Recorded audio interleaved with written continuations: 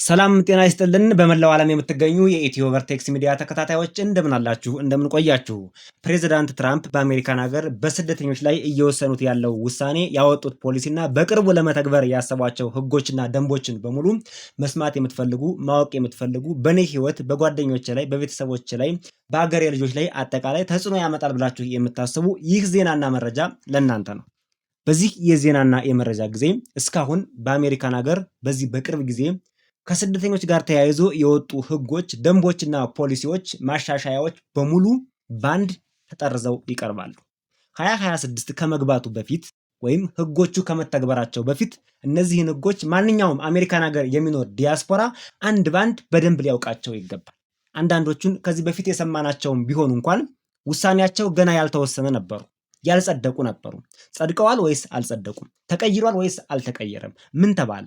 2026 ከመግባቱ በፊት እነዚህን ፖሊሲዎች አውቀን እንደ አንድ ስደተኛ ወይም እንደ አንድ ዲያስፖራ፣ ስደተኛ የሚለው ቃል አይመጥንም፣ እንደ አንድ ዲያስፖራ አሜሪካን ሀገር ስንኖር እነዚህን ህጎች እኛን እንኳን በቀጥታ ባይመለከቱ፣ አንዳንዶቹ ሙሉ በሙሉ የኛ ናቸው፣ አንዳንዶቹ እኛን ላይመለከቱ ይችላሉ።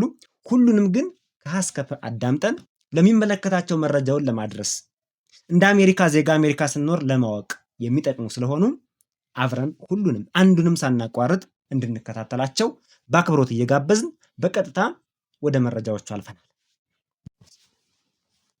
የመጀመሪያው ዜናና መረጃ ትኩረት የሚያደርገው አሳይለም ላይ ይሆናል። የተከበራችሁ አድማጭ ተመልካቾቻችን፣ ሁሉም የጥገኝነት ወይም የአሳይለም ጥያቄዎች ውሳኔው ጥብቅ ምርመራ፣ ክትትል ወይም ቬቲንግ እስኪደረግበት ድረስ ለጊዜው እንዲቆም ተወስኗል። ከየትኛውም ሀገር የመጡ በየትኛውም ጊዜና ሰዓት የገቡ አሳይለም ፕሮሰስ ላይ ያሉ ሰዎች በአሁኑ ሰዓት ውሳኔው እንዲቆም ተደርጓል። ውሳኔው ብቻ አይደለም የቆመው፣ አዲስ አሳይለም አፕሊካንት ወይም አዲስ ለአሳይለም የሚያመለክቱ ለጥገኝነት የሚያመለክቱ ግለሰቦች በአሁኑ ሰዓት ሲስተሙ እየሰራ አይደለም። ቢዚ ነው የሚለው አይሰራም። ዌብሳይቱን ስትከፍቱት ወይም ድረገጹን ስትከፍቱት አይሰራም። አንዳንዴ ሌሊት የሆነ ሰዓት እየመረጠ ነው የሚሰራው። ኦልሞስት ላለመቀበል ያደረጉት ሁኔታ ማለት ነው። ነገር ግን ፎቶ ይቀበላሉ፣ ቃለ መጠየቅ ያደርጋሉ፣ ዶክመንት ይቀበላሉ የሚባለው እንደዚህ አይነት ነገሮችን ሊቀበሏችሁ ይችላሉ። ይሄ ከዚህ በፊት ለአሳይለም ኦንላይን ፎርም ሞልታችሁ ለቃለ መጠየቅ ቀጠሮ ካላችሁ ሊቀበሏችሁ ሊያዩላችሁ ይችላሉ። አዲስ አሳይለም ጥያቄ ግን ለመሙላት ኦንላይን ፎርም አፕላይ ለማድረግ ሲስተሙ እየሰራ አይደለም ሙሉ በሙሉ ማለት ነው። መሞከር ትችላላችሁ፣ እዚሁ አሜሪካን ሀገር መሞከር ትችላላችሁ። በተለያየ መንገድ ነው እንግዲህ በቪፒኤን በምንም እንደዚህ ሞካክረው ነው የሚሰራላቸው እና ሰዓት እየጠበቀ ነው የሚሰራው። ይሄ እንደ አዲስ ለውጥ ተይዟል ማለት ነው። ሌላው ከአሳይለም ጋር ተያይዞ የተወሰነው ትልቁ ውሳኔ አሁን ከጥር 1 ጀምሮ ተግባራዊ የሚሆነው በፈረንጆቹ ማለት ነው። አሳይለም የሞሉ ሰዎች እዚህ አሜሪካን ሀገር የጥገኝነት ጥያቄያቸው ተቀባይነት ሳያገኝ ወደ ሶስተኛ ወገን ሀገር ዲፖርት እንደሚደረጉ አሜሪካ ከነዚህ ሀገራት ጋር ፊርማዋንና ስምምነቷን ጨርሳለች። አሜሪካ በአሁኑ ሰዓት የአሳይለም ጥያቄን ወይም ጥገኝነትን ተቀብላ ከማጽደቅ ይልቅ ወደ ሶስተኛ ወገን ዲፖርት የምታደርግባቸው ሀገራቶች እነዚህ ናቸው: ጓቲማላ፣ ሆንዱራስ እና ኤልሳልቫዶር፣ ኢኳዶር እና ፓራጋይ እንዲሁም ከአፍሪካ ደግሞ ኡጋንዳ እና ሩዋንዳ ተመርጠዋል ማለት ነው። ኢትዮጵያውያኖች አሳይለም የጠየቁ ዲፖርት የሚደረጉት ወደ ኡጋንዳ እና ሩዋንዳ ነው ማለት ነው። ወደ ኡጋንዳ እና ሩዋንዳ ነው ማለት ነው። ሌላም አንዲት ሀገር አለች፣ ፓላው የምትባል ሀገር በታህሳስ 24 በፈረንጆቹ አቆጣጠር ማለት ነው በተፈረመው ስምምነት መሰረት ይቺ የፓሲፊክ ደሴት አካባቢዎችን እስከ 75 የሚደርሱ አሳይለም ጠያቂዎችን ለመቀበል ተስማምታለች። ከዚህ ከእያንዳንዱ እንግዲህ 8000 ነው። 8000 አሳይለም የጠየቁ ግለሰቦች ወደ እነዚህ ሀገሮች ዲፖርት ለመደረግ አሜሪካ ጨርሳለች፣ ስምምነቷን አስቀምጣለች ማለት ነው። ወደ ሁለተኛው አዲሱ ህግና አዲሱ ማሻሻያ አፌክት ያደረገው ነገር ስናይ የዲቪ ሎተሪን እናገኛለን። ዲቪ ሎተሪ ጊዜያዊ እገዳ በታህሳስ 18 ቀን 2025 በፈረንጆቹ አቆጣጠር ነው የምንሄደው። የዲቪ ሎተሪ ፕሮግራም ለጊዜው ነው እንዲቆም ተወስኗል። የዲቪ 2026 አሸናፊዎች፣ ይሄ ከዚህ በፊትም በእኛ ቻናል አልቀረበም፣ በዲቪ ሎተሪ አሸንፈው በአሜሪካ ውስጥ የነዋሪነት ፎርም ወይም አጀስትመንት ኦፍ ስታተስ የሞሉ የስራ ፍቃድ የጠየቁና ሌሎች ተያያዥ ጉዳዮች በሙሉ ለጊዜው እንዲቆሙ ተደርጓል። ሰው ያየ ዲቪ ቀረ ሲባል አዲስ የሚመዘገቡትን ለ2027 የሚሞሉትን ነበር የመሰለን። በርካቶች የሚያውቁትም እንደዚያ ነው። ህጉ ግን ሲታይና ሲተረጎም ሲነበብ ሲጠየቁም ዲቪ 2026 ዊነሮችን ሁሉ አፌክት አድርጓል። ፕሮሰሱ በሙሉ ቁሟል ማለት። ይህ በጣም አስቸጋሪ ነው። አሜሪካን ሀገር የገቡትም ጭምር እኮ ነው። ገና በየሀገሩ ያሉት አይደለም። አሜሪካን ሀገር የገቡትም ገብተው የጠየቁትም ጭምር ኬዛቸው ፓውዝ ሆኗል። በምን ሁኔታ አሜሪካን ሀገር እንደሚቆዩም ራሱ ያለ ህጋዊ ዶክመንት አይታወቅም። ይህም የሆነው ጥብቅ የማጣራት ስራ ለማካሄድ ተብሎ ነው። ገና እየተጣራ ስለሆነ ነው የሚሉት። ዲቪ 2027 ለ2027 የዲቪ ምዝገባ ለጊዜው ይሄ ተራዝመዋል ነው። ይሄ ቁሟል ሳይሆን ተራዝመዋል። ለምን ያህል ዓመት ይራዘማል? ምናልባት ትራምፕ እስካሉ ድረስ ከስልጣናቸው እስኪወርዱ ድረስ ሊቀጥል ይችላል። ለ3 ዓመት ለ4 ዓመት ዲቪ አሜሪካ ልዘጋ ትችላለች። የ2027 100% ተዘግቷል። ወደፊትም ሊቀጥል ይችላል ነው። የ2026 አሸናፊዎች ደግሞ ፕሮሰሱ በሙሉ ቆሟባቸዋል። ይሄ በጣም በጣም ሃርት ተችንግ ነው ጋይስ። ዲቪ ደርሷቸው አሜሪካን ሀገር ጭምር የገቡ አሉ፣ ገና ያልገቡም አሉ፣ ያልተጠሩ እንትናቸው ያልደረሳቸው ማለት ነው። ቪዛ ቡሌቲናቸው ያልደረሳቸው። ይሄ ሁሉ አጠቃላይ የዲቪ የሚባል ፕሮሰስ ስታክ አድርጓል፣ ተዘግቷል ማለት ይቻላል። ምናልባት የ2026 ዊነሮች ለጊዜው ነው ፕሮሰሱ የቆመው። እስኪያጣሩ ድረስ ሊቀጥሉም ላይቀጥሉም ይችላሉ፣ አይታወቅም። ሌላው ሶስተኛው ጊዜያዊ ጥበቃ ወይም ቲፒኤስ 3 ደርሰናል። ጊዜያዊ ጥበቃ ቲፒኤስ ለኢትዮጵያውያን ተቋርጧል። እንዳንድ ትልቅ ተስፋ የተያዘው የሲቪክ ማህበራት ዲያስፖራ ኢትዮጵያውያን ዶክተሮች ያሉበት ተደራጅተው የአሜሪካ መንግስት ለኢትዮጵያውያን የሰጠውን የቲፒኤስ ጥበቃ መልሶ እንዲያስቀጥል እንዲያራዝም ጠይቀዋል። የሚሰጣቸው መልስ ግን እዚህ ግባ የሚባል እንደማይሆንና ተስፋ የሚያስቆርጥ እንደሆነ እነዚህ ወደ 5000 የሚሆኑ ቲፒኤስ ላይ ያሉ ኢትዮጵያውያን ወደ ሀገራቸው ዲፖርት እንደሚደረጉ ምንም የሚያጠያይቅ ነገር የለውም። እዚሁ ጋር ተያይዞ በአሁኑ ሰዓት ሙሉ ስታተሳችሁ ቲፒኤስ ላይ የሆናችሁ ኢትዮጵያውያን በሙሉ ሌላ ስታተስ ከሌላችሁ በቀር አሜሪካን ሀገር ለመቅረት የሚያስችል ሁኔታ የሚያስችል ፍንጭ ከሌላችሁ በቀር ሳትውሉ ሳታድሩ የአሜሪካ መንግስት ያወጣትን $3000 እየተቀበላችሁ የአየር ትኬትም እየያዛችሁ ለወደፊትም ወደ አሜሪካን ሀገር ስትመጡ ነገሮች ሁሉ መልካም ይሆናሉ ስለተባለ እንደ ጥሩ ሪከርድ ይያዝላችኋል ስለተባለ ወደ ሀገራችሁ ወደ ኢትዮጵያ ብትሄዱ እንመክራችኋል። ካልሆነ ግን ታህሳስ 30 ካለፈ አንደኛ የሚከፈላችሁ ዶላር ይቀንሳል። ከ$2000 ወደ $1000 ዝቅ ትላላችሁ። ሁለተኛ በድንገት ከያዟችሁና ጊዜው ሳትዘጋጁ ከደረሱባችሁ ወደ እስር ቤት ተወርዳላችሁ ማለት ነው። ቲፒኤሶች ለቲፒኤስ ያለን መረጃ ይሄ ነው። የተቀየረ የተለወጠ ነገር የለም። የኢትዮጵያ ብቻ አይደለም፣ የሃይቲ፣ የቡርማ፣ የደቡብ ሱዳን፣ የሶሪያ፣ የቬንዙዌላ የነዚህ ሁሉ ተቋርጧል ማለት ነው። የብዙ ሀገራቶች ቲፒኤስ ነው አሜሪካ ያቋረጠችው። ሌላው የስራ ፍቃድን በተመለከተ ነው።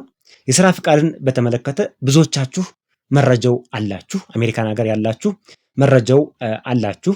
ያልደረሳችሁ ያልሰማችሁ ሊኖር ይችላል። አሁን ማሰብ ያለብን እንደ ግለሰብ እኛ ሰማ ነው ማለት ሁሉም ሰምቷል ማለት አይደለም። ስለዚህ ይሄ መረጃ እርግጥ ነው እዚህ በፊት ቀርቧል፣ ግን ለውጦች አሉት፣ ማሻሻያዎች አሉት። ድጋሚም ህጉን ብናጸናው በደንብ ብናዳምጠው ዳይጀስት ብናደርገው የሚጎዳ ነገር የለውም። የቆይታ ጊዜን ስለመቀነስ ነው። ቀደም ሲል እስከ 5 ዓመት ይሰጥ የነበረው የስራ ፍቃድ 18 ወር ሆኗል። በጣም ከፍተኛ ልዩነት ነው ያለው። ይሄ ብዙዎችን ጎድቷል፣ ብዙዎችን ስጋት ላይ ጥለዋል። የጊዜ ማራዘሚያው መቅረት፣ ይሄ ደግሞ ምን ማለት ነው? ትርጉሙ የ540 ቀናት አውቶማቲክ የስራ ፍቃድ ይራዘም ነበር። አሁን አንድ ሰው ለመስራት የግድ ወቅታዊ የሆነ የስራ ፍቃድ ካርድ በእጁ ላይቭ የተቀየረ የታደሰ ካልያዘ አይሰራም። ከዚህ በፊት ግን አመልክቻለሁ፣ ፕሮሰስ ላይ ነኝ፣ እያዩልኝ ነው፣ ኬዙን ሊሰሩልኝ ነው ምናምን የሚባለውን ካቀረበ 540 ቀን ድረስ በራሱ አውቶማቲካሊ አፕዴት ይሆን ነበር። ይሄ በጣም ቆንጆ ነበር። አሁን ይሄ ተቀይሯል ማለት ነው። ቀጣዩ መረጃ ግሪን ካርድ እና ዜግነትን በተመለከተ ነው። ግሪን ካርድ እና ዜግነትን በተመለከተ የፎቶ ፖሊሲ ወጥቷል። ይሄ ቀላል ነገር ስለሆነ ብዙም ትኩረት አንሰጠውም። እንደ መረጃ ግን ከዚህ በፊት ኢሚግሬሽን የሰጣችሁት ፎቶ 3 ዓመት አልፎት ከሆነ አዲስ ፎቶ ማስገባት አለባችሁ። ስለዚህ ኢሚግሬሽን የሰጣችሁትን ፎቶ ቆይተውን አስታውሱ፣ ቼክ አድርጉ። አዳዲስ ፎቶ ተነስታችሁ አዘጋጅታችሁ ያዙ። የሚከብድ ነገር ስላልሆነ ፎቶ ያዙ። ለግሪን ካርድ ለአሳይለም ለብዙ ነገሮች ለማመልከት ስትሄዱ ለዜግነትም ጭምር ለማመልከት ስትሄዱ አዲስ ፎቶ ልትጠየቁ ትችላላችሁ። በመቀጠል ሌሎች የቪዛ አይነቶች ኤች1ቢ ቪዛ የሎተሪ ዕጣው አሰራር ተቀይሮ ከፍተኛ ደመወዝ የሚከፈላቸውና ከፍተኛ ሙያ ላላቸው ባለሙያዎች አሜሪካ ቅድሚያ ሰጥታለች። ከዚህ በፊት ኤች1ቢ ቪዛ ሎተሪ የደረሰው ማንኛውም ሰው እኩል ይታያል ማለት ነው። ደመወዙ በወር 50,000 የአሜሪካ ዶላር የሆነና በወር 10,000 የአሜሪካ ዶላር የሆነ አንድ የኤች1ቢ ቪዛ አሸናፊ ወይም አፕሊካንት እንበላቸው እጩዎች እኩል ነበር የሚሳተፉት። አሁን ግን አሜሪካ 50,000 የአሜሪካ ዶላር ለሚከፈለው ቅድሚያ ትሰጣለች። 50,000 የአሜሪካ ዶላር የምከፍለው ከፍተኛ ችሎታ ያለው ነው ብላ ስለምታስብ ማለት ነው። ይሄን አድርገዋል።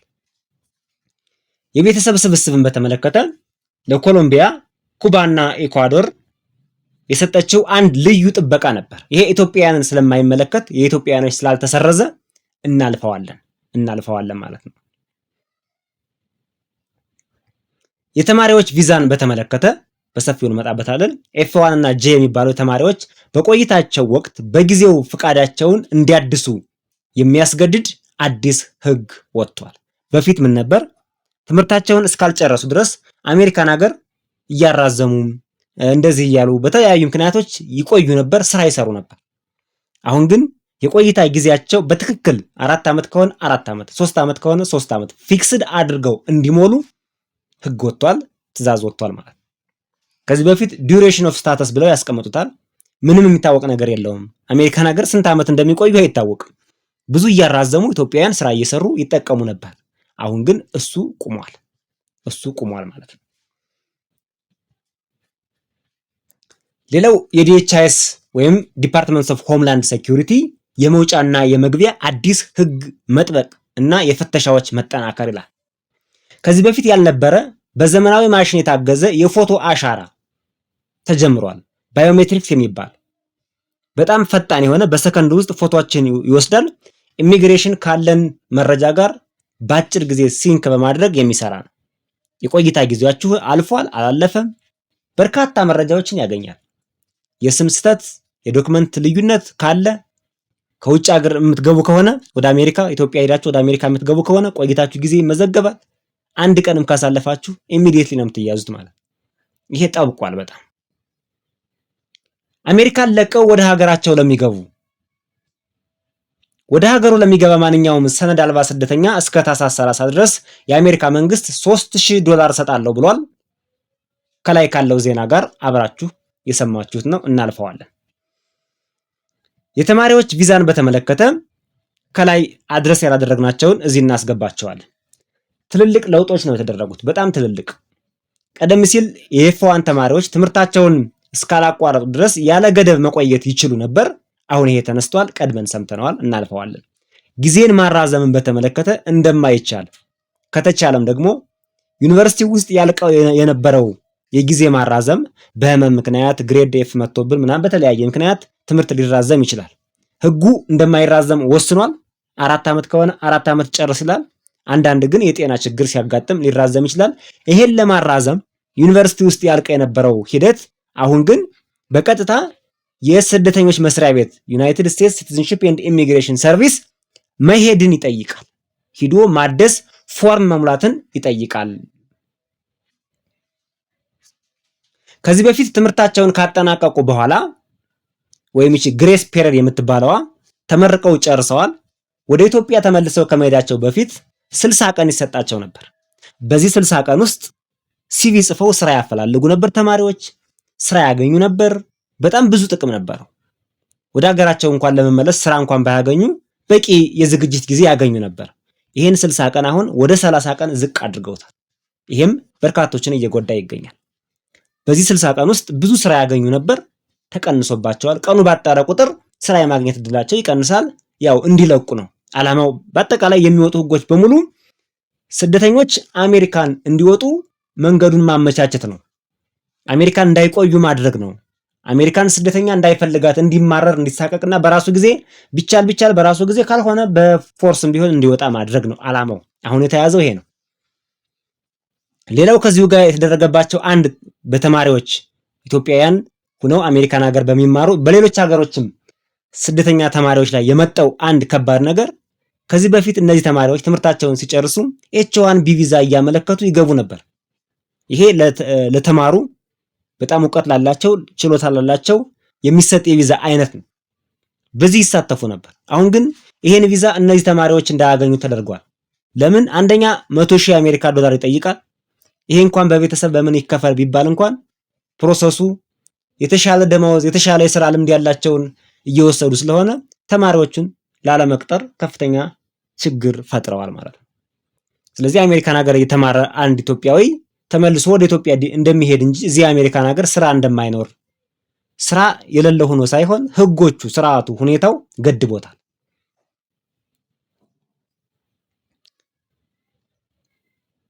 የትዳር አጋርና የግሪን ካርድ ሁኔታ በ2026 የትዳርን ግሪን ካርድ በተመለከተ በአሜሪካ ኢሚግሬሽን ህግ ላይ ጉልህ ለውጦች ተደርገዋል። እነዚህ ለውጦች በተለይ በጥር 2026 ተግባራዊ መሆን የሚጀምሩ ናቸው።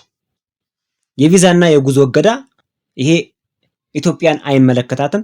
አንድ ቪዲዮ በቅርቡ እዚሁ ጋር ተያይዘው የሰራ ነው ስለሆነ በጣም ሪሰንት ስለሆነ ቪዲዮ የተቀየረ ነገር ስለሌለው የሱን ቪዲዮ ሊንክ እናስቀምጥላችኋለን። ከትዳር ጋር ተያይዞ ከኬዋን ቪዛ ጋር ከሌሎችም የትዳር ቪዛዎች አሉ፣ የጮኝነት ቪዛ ከዚህ ጋር የተያያዘ አንድ ሙሉ ቪዲዮ ስለሰራ IR1 ቪዛ የሚባል አለ፣ CR1 ቪዛ የሚባል አለ። እነዚህ ሁሉ የትዳር የጮኝነት ቪዛዎች ናቸው። ዝርዝር ጥልቀት ያለው መረጃ አሁን በቅርብ ሪሰንት የሰራ ነው ቪዲዮ ዛሬ የተለቀቀ ስላለ እሱን ገብታችሁ እዩት። እዚህ ጋር እናልፈዋለን፣ እሱ የቅርብ ስለሆነ። ሌላው የተደረገው የማህበራዊ ሚዲያ ወይም ሶሻል ሚዲያ ፍተሻ እና ብርበራ ነው። ይሄም ብዙዎቻችሁ ሰምታችሁታል። ማድረግ ያለባችሁን ጥንቃቄ እንድታደርጉ ነው። ማህበራዊ ሚዲያዎቻችሁን አሁኑኑ ገብታችሁ እዩዋቸው። ወደኋላ ያሉትን ሂስትሪዎች እስከ 5 ዓመት ድረስ እስከ 10 ዓመት ድረስ ሊታይ ይችላል። ይሄን በጥንቃቄ ተከታተሉ፣ እናንተ ላይ ችግር እንዳይፈጥር። ችግር የሚፈጥረው ምንድን ነው? ከአሜሪካ ጋር የሚቃረን የአሜሪካን ደህንነት አደጋ ላይ የሚጥል ለአሜሪካ ስጋትና ችግር የሆነ ነገር ሁሉ እዚህ የማህበራዊ ሚዲያ ፍተሻ ላይ ከፍተኛ ችግር በመፍጠር እናንተ ወደ አሜሪካ እንዳትገቡ ቪዛችሁ እንዲሰረዝ ዜግነትና ግሪን ካርድም ጭምር ስለሚያሰርዝ በጥንቃቄ ተመልከቱት። ሌላው የተሻሻለው አሜሪካን ሀገር በቅርቡ የወጣውና በርካታ ኢትዮጵያውያንን ያስጨነቀው አዲሱ ህግ አሜሪካን ሀገር በወር ከ100 እስከ 200 የሚደርሱ ቋሚ ዜግነት ያላቸውን የአሜሪካን ሀገር ዜጎች ዜግነት እቀማለሁ ብላ መነሳቷ ነው። ይህም በርካታ ኢትዮጵያውያንን አስደንግጧል። ዜግነት የመቀማት ፕሮሰሱ የሚካሄደው ለዲያስፖራዎች ወይም ትውልዳቸው ከአሜሪካ ውጭ ለሆኑና ከሌላ ሀገር የመጡ ነገር ግን አሜሪካን ሀገር መጥተው ናቹራላይዝ የሆኑ የአሜሪካን መንግስት ዜግነት የሰጣቸው ግለሰቦች ዜግነታቸውን እነጥቃለሁ፣ በወር ከ100 እስከ 200 በአመት ደግሞ እስከ 3000 ድረስ የሚደርሱ ዜጎች ዜግነት እነጥቃለሁ የሚለው አዲስ የአሜሪካ ህግ ሆኗል። ዜግነት የሚነጠቁት እነማን ናቸው? ሁኔታው እንዴት ነው? ዝርዝሩ ፕሮሰሱ ዲቴሉ ምንድነው? አንድ የቪዲዮ ዲስክሪፕሽን አሁንም እዚሁ ላይ ያስቀምጥላችኋለሁ፣ ገብታችሁ እዩት። ከኛ የዩቲዩብ ቻናል ላይ በዝርዝር ተቀምጧል። ሌላው አሁንም አዲሱ ዓመት ሳይገባ ማወቅ ያለባችሁ ለውጥ የሁሉም አይነት ኢሚግሬሽን ላይ ስትሄዱ የሚያጋጥሟችሁ ወይም የዩናይትድ ስቴትስ ሲቲዝንሺፕ ኤንድ ኢሚግሬሽን ሰርቪስ አካባቢ ስትሄዱ አብዛኛዎቹ አገልግሎቶች ክፍያ እንደ አዲስ ተጀምሮባቸዋል ወይም ጭማሪ ተደርጎባቸዋል። የአሳይለም ለማመልከት የብዙ አይነት ፎርሞች የክፍያ ለውጥ አለ። ወደ እነዚህ አካባቢዎች ስትሄዱ ኪሳችሁን ሞቅ አድርጋችሁ ኪሳችሁን አገናዝባችሁ ክፍያ እንዳለ የጨመሩ ክፍያዎች እንዳሉ ታሳቢ አድርጋችሁ በአጠቃላይ እንድትሄዱ ነው። ጠቅለል ያለው ዜና ይሄ ነው። ሌላው አዲስ የወጣውና በዚህ በቅርብ የተተገበረው የጉዞ እገዳና የቪዛ እገዳ በከፊልና በሙሉ የተጣለባቸው ሀገራት ተለይተው ተዘርዝረው ታውቀዋል። ከዚህ ውስጥ እድለኞች ነን፣ ኢትዮጵያ ሀገራችን የለችበትም። ኢትዮጵያ ሰላም ናት። ሌሎቹ ግን በርካታ ሀገራት የጉዞ እገዳ ተጥሎባቸዋል። ኤርትራ፣ ሶማሌ፣ ሌሎችም።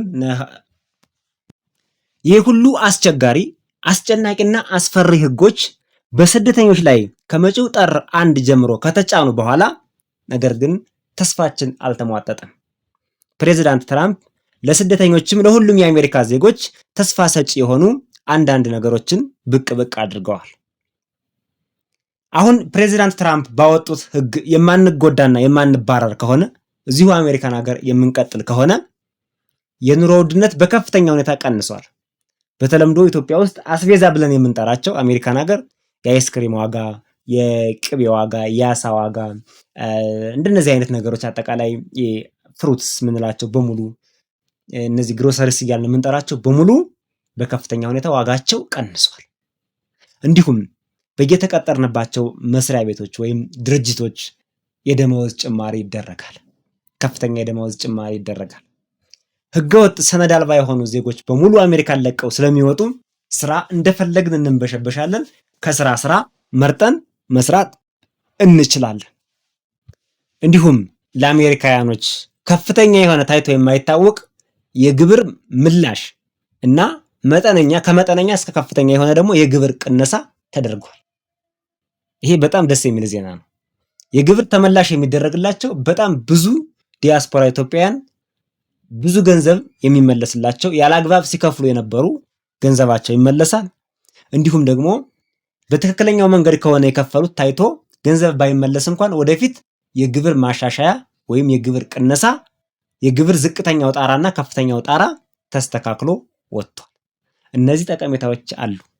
የተከበራችሁ አድማጭ ተመልካቾቻችን 2026 ጥር ወይም አዲሱ የፈረንጆቹ ዓመት ሳይገባ ማወቅ ያለባችሁ አድማጭ ተመልካቾቻችን አውቀዋቸው፣ ተረድተዋቸው፣ ተገንዝበዋቸው ቢጠቀሙባቸው በጣም ጥሩ ነው ብለን ያመጣናቸው ሳመራይዝ የሆኑ አዲሱ ዓመት ከመግባቱ በፊት ቀድመን ለእናንተ የምናቀርብላችሁ ወይም ያሳውቅናችሁ በስደተኞች ላይ የወጡ የተሻሻሉ መረጃዎች እነዚህ ናቸው።